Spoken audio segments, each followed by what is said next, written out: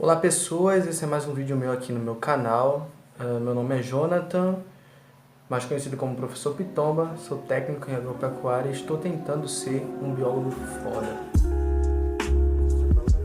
E hoje, como você já viu no título, a gente vai falar. E aí, seu burro? Lá quando ela passa. Eu vou falar um pouco sobre os carboidratos para vocês e ainda está dentro daquele livro que eu falei para vocês no vídeo anterior, em que ele falou sobre a evolução das plantas, das comunidades, da espécie humana. E agora no capítulo primeiro, que aquele capítulo foi a introdução, e esse daqui é o primeiro capítulo, ele começa falando sobre moléculas orgânicas, tá? E ele vem falando, começando a tratar sobre os elementos. E ele vem falando que os elementos são substâncias que não podem ser mudadas de forma muito naturais, entendeu? E os elementos eles se referem ao carbono, aos elementos químicos, que são, como ele vem dizendo aqui, 99 elementos, né? Só que a evolução escolheu 6 elementos para constituir os compostos orgânicos, que é o carbono, hidrogênio, nitrogênio, oxigênio, fósforo e enxofre. Tá? Então, as 4 principais moléculas orgânicas que constituem os seres vivos, os organismos, são variações da conformação atômica e estrutural desses elementos, beleza? E os dados que tem aqui também vem dizendo que 99% da matéria viva é constituída desses elementos e da organização que eles vão ter. E 1% seria os eletrólitos, são elementos com carga positiva ou negativa, que são os íons, cátions e ânions, né, que vão servir como reguladores para que haja homeostase do organismo. Beleza? Tá, então a gente vem falando sobre moléculas orgânicas aqui, e é interessante você entender que moléculas orgânicas não necessariamente são originadas de organismos, tá? Que isso foi algo... eu posso até falar um pouco melhor para vocês, eu sou ignorante um pouco nessa parte de explicar como foi que os caras entenderam que moléculas orgânicas não vêm só de organismo. Então a gente define que moléculas orgânicas são todas aquelas moléculas que têm carbono, tá? Carbono, hidrogênio, oxigênio, aí pode ter fósforo, enxofre e nitrogênio, tá? Então, moléculas orgânicas não necessariamente virão ou vão ter origem de organismos, de seres vivos. Elas podem surgir de atividades não vivas, tá? De atividades inorgânicas. E eu falei isso para você no vídeo passado, então se você quer escutar um pouco sobre isso, volta lá no vídeo. Então ele vem tratando aqui que as 3 principais, ou melhor, as 4 principais moléculas orgânicas são os carboidratos, que são os açúcares, glicídios ou os sacarídeos, os lipídios, que são as gorduras, né, basicamente, as proteínas e os ácidos nucleicos, formados por DNA e RNA. Interessante você entender que todas essas daqui têm monômeros, ou seja, todas essas moléculas podem ser ou são polímeros e elas possuem monômeros, que são unidades menores que constituem a unidade maior. Interessante dizer aqui que eu esqueci, só os lipídios que não possuem monômeros, tá? Eles são cadeias únicas, tá? Vão possuir cadeias menores, cadeias maiores, mas eles não têm subunidades, não têm monômeros, eles são hidrocarbonetos. Beleza? E no caso dos carboidratos, a gente tem a classificação dos carboidratos, tá?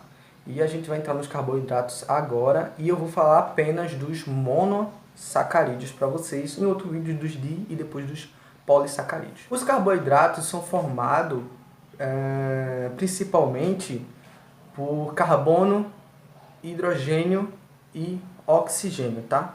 São esses daí os principais que vão formar. Podem ter carboidratos que vão ter nitrogênio, mas em casos específicos. Mas os carboidratos e os monossacarídeos, né, tem a fórmula geral dos monossacarídeos, que é CH2O, entre parênteses, e um N no fora, e esse N vai representar a quantidade de carbono que vai ter o monossacarídeo.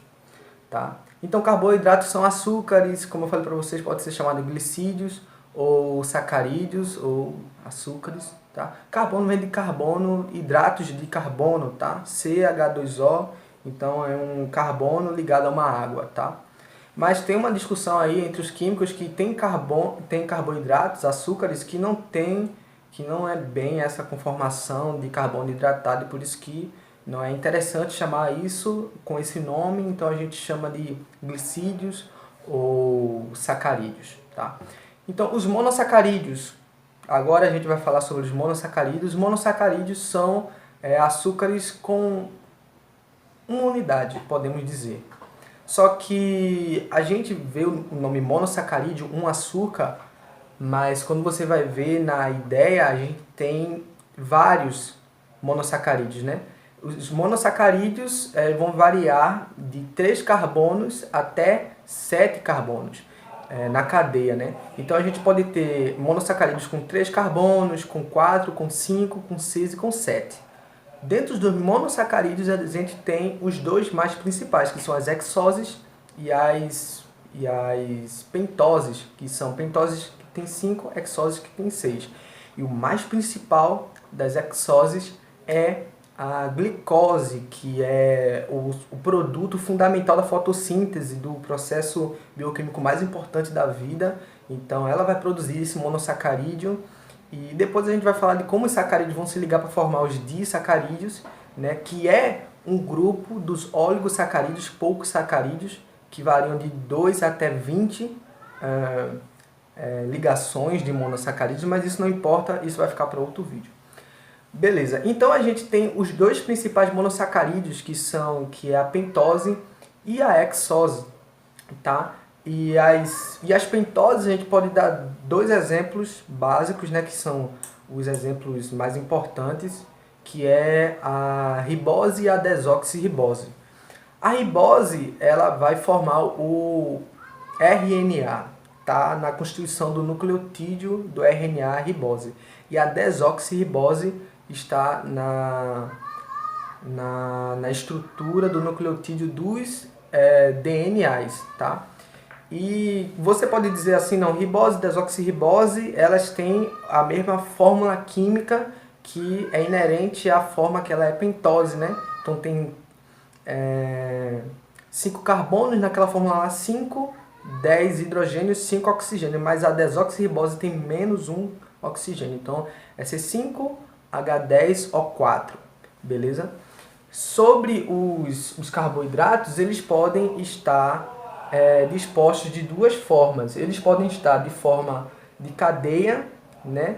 Só que não é tão comum você ver ele assim, e na forma cíclica. Interessante vocês entenderem também que os monossacarídeos vão estar dispostos em forma cíclica quando eles estiverem no meio aquoso, tá? Em água. É interessante vocês entenderem também que a gente vai falar sobre os grupos funcionais. As funções orgânicas, elas são hidrofílicas, então os monossacarídeos e os outros carboidratos são solúveis em água, tá? Beleza? Sobre as hexoses, a gente pode dar como exemplo a glicose, a frutose e a maltose. Não, maltose não, a galactose, beleza? E depois, com a junção dessas daí, a gente pode ter os disacarídeos, tá? Então, a gente pode ter os carboidratos na forma de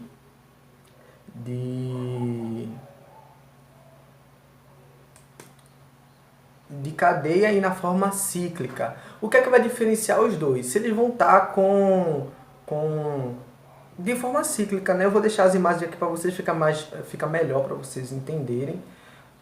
O que vai diferenciar é o seguinte: quando o monossacarídeo está na forma cíclica, ou melhor, para vocês entenderem primeiro, quando eles estão na forma de cadeia, no carbono 1 a gente vai ter uma carbonila, que é o C dupla O. Aí quando ela está na ponta da cadeia, ela é um aldeído. Quando ela está no meio da cadeia, ela é uma acetona.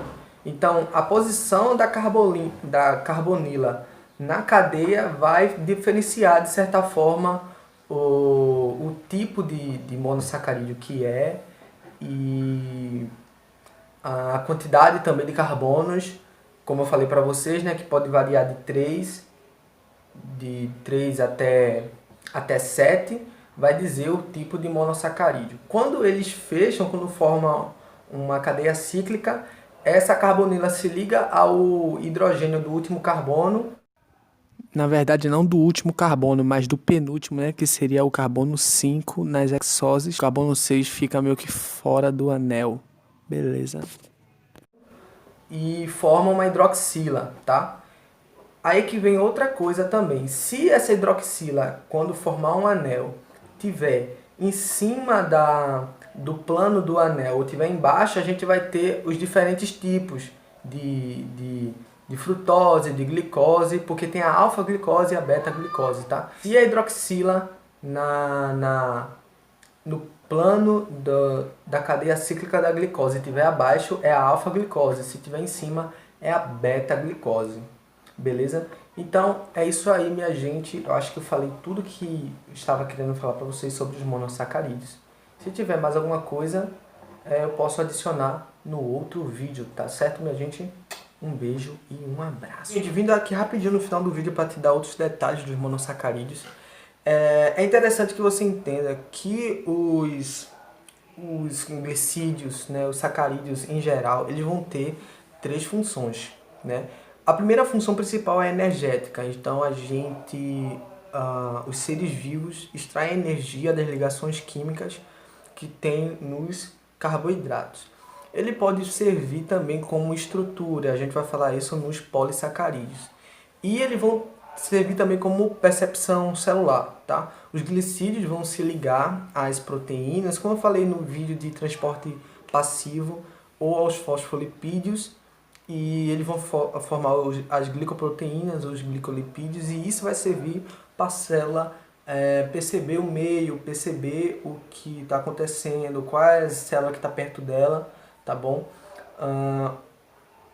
E sobre os monossacarídeos com 6 carbonos, as hexoses, a gente tem a glicose, que é a principal que eu falei para vocês, como subproduto da fotossíntese, e esse é o principal açúcar que é transportado no sistema vascular de nós, dos seres humanos, e de outros vertebrados, tá bom? Um beijo para vocês e até o próximo vídeo.